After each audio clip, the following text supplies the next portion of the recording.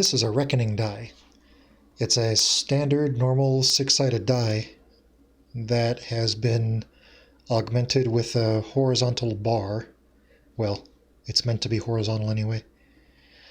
With the meaning that the bar is worth 5 when it's on top. This face, the face that says 5, is actually 0 because the die doesn't have a 0. This one is worth 0. Now it's worth 5. And you can walk on to the various other faces to get 1, 2, 3, and since 4 is way on the opposite side of the die, and that's a little confusing, or at least inconvenient, it would be inconvenient to go to the other side for 4, so I've opted for the confusing way, and we'll have 6 stand in for 4. When you actually want to 6, well, next one after 4 is 5, which is up here. No. Up here. The 5 with the high bar, since the 5 is really 0, but the high bar counts 5. So the 5 with the high bar is 5, 6, 7, 8, 9, and then back to 0. These are meant to correspond with what you might have on the columns of an abacus. Although it's a little confusing because on the abacus, the 5 counts when the 5 beat is down, of course. But 0, 1, 2, 3, 4, and 5. If I sized the dice correctly, these would all line up, but I haven't, so that's okay. Now, why would you use these things? It's never going to be as handy for calculation as the abacus, but you might store the results from an abacus using these dice, and then you can use your abacus columns for other things. These dice are harder to handle than the beads, but they're more compact. So I add 5 of each of these to continue the pattern. We get 6, 7, 8, 9. And then back to 0. Often, in a complicated abacus operation, there might be a variable that increments, that goes from 0 to 1, 2, 3, etc. So this motion of incrementing, I've gone the wrong way again. On the way up, it's counterclockwise. Although you could find dice that are a mirror image of the ones that I've got, and then it would be clockwise, but it's flipping that way and then counterclockwise.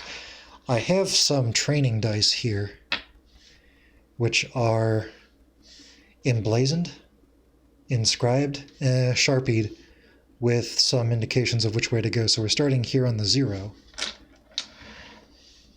And follow the green arrow to go up, follow the red arrow to go down. So from 0 you go to 1, to 2, to 3, to 4, remember. And then this green arrow, it's hard to see, but it goes up and it curves left. And that means to go this way and also impart a spin like that. Make it a quarter turn. And that's my 5, my 6, my 7, my 8, my 9, and then this way with another quarter turn, back to 0.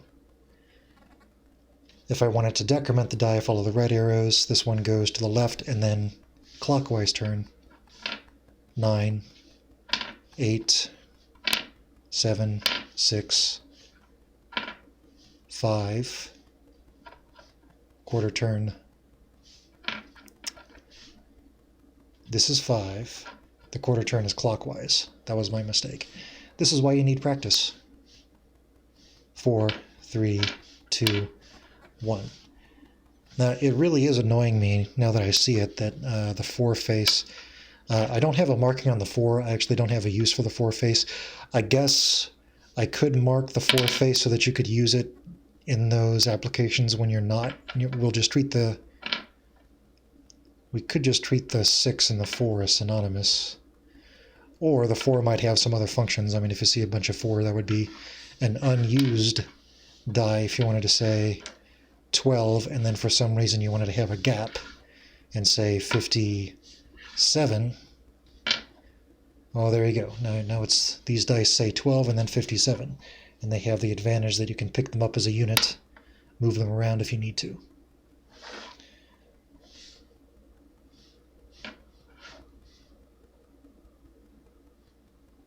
What I'd really like is if I could manufacture a die that has 2 4 faces. Outside of some magician shop, possibly. I don't think such a thing exists. Or, you know, I could make one.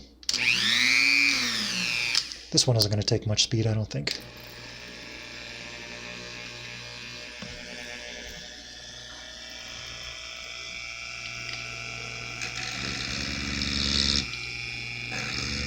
Take a little more than that, though.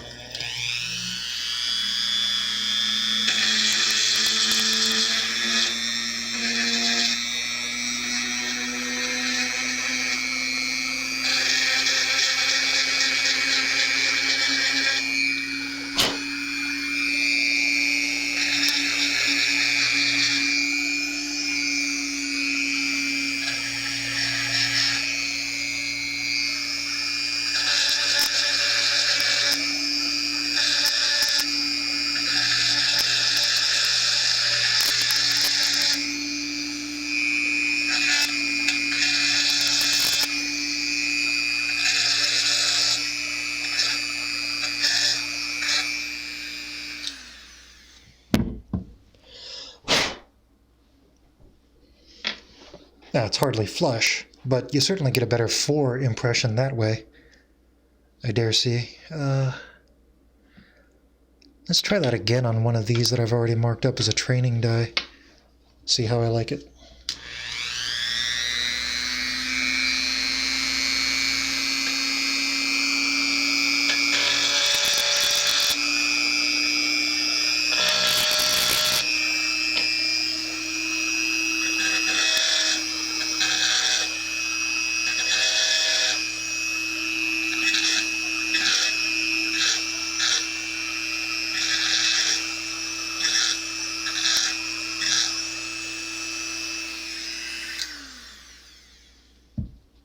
The trick is you really don't have to get rid of much material at all. These cheap dice are looking for any excuse to de-pip themselves. Now do it 98 more times. Of course, now that that's done, this arrow could be out in the middle a little more. I don't know how prominent I want to make the arrows. I do want to, you know, wean myself off of the need for them. But starting at 0, 1, 2, 3, 4, 5. Nope, don't step on the arrow. The arrow points to the next face. So you don't step on the arrow, you go opposite. 6, 7, 8, 9, 9. And I need a better way to indicate this. I'm doing it's on this side because the next face is on this side, but it's part of a counterclockwise turn. You always counterclockwise when you're incrementing, and clockwise when you're decrementing. But there that is. Kind of got the idea. I was reading a book by, let me get this right, Takashi Kojima, called Advanced Abacus. I was describing the use of this machine. And in a early chapter, kind of explaining the history of calculation and reckoning devices, he talked about reckoning blocks, which were these kind of, I don't know, I get the impression that they were kind of like dowels, and you would just represent 1 with 1 stick and 2 with 2 sticks until you got up to 5. And the 5th one would run perpendicular to them. And then you could have your 6 and your 7. Except that every alternate column was the other way around, like in the cuneiform. I'm not sure exactly. Unfortunately, when I try to look up reckoning blocks, all I find are references to Takashi Kojima's book. So I don't really know what the source material for that was. Perhaps it doesn't exist in English. Anyway, as a sort of a jumping off point to that idea was, well, it'd be great if I could use dice. Wouldn't it be cool if I completely depipped the 5s as well and made those a proper 0? Or maybe it would just be confusing. But that was the start of the idea. And then recently decided that 6 should stand in for 4 so that I can always find where the next face is when I need it. I haven't really tried to do anything calculating with these, and if they're just for storing and displaying values, it doesn't matter if you fumble around looking for the 4 all the time or not. Anyway, those are... Can't exactly make a great curtain call here on short notice. Yes, see how difficult that is. And what do I do with the 4 face? Something fun to do would be I could get rid of 3 of these pips, and then the 4 could stand in for a decimal point. It's not a really great use for it because then it doesn't line up, one place per position. But yeah, and then if it were in a different position, it could have a different meaning, could be used as a spacer or something. So that's 1, 2, 3, 4, 5, 6, 7, 8, 9, 10 pips to depip on my entire stock of these cheap dice. Looks like I've got my work cut out. Anyway, those 0, 7, 8,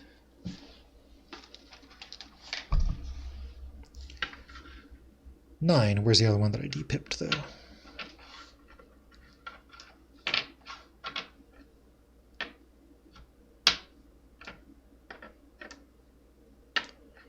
There's got to be one.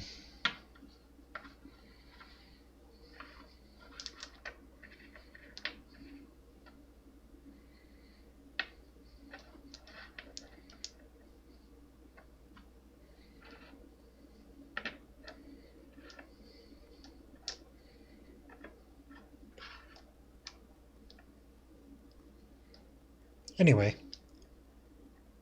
those are reckoning dice.